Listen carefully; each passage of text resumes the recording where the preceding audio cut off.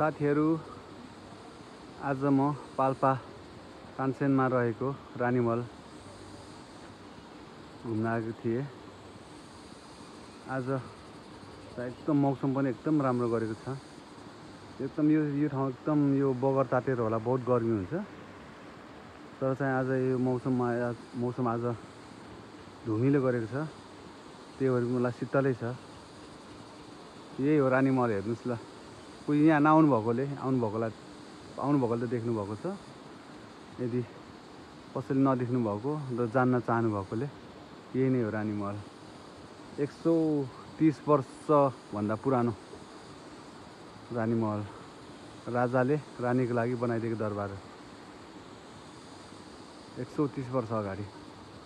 हेर्नुस् यहाँ सदाबार यस्तै हो यो ठाउँमा, डाँडा काँडा।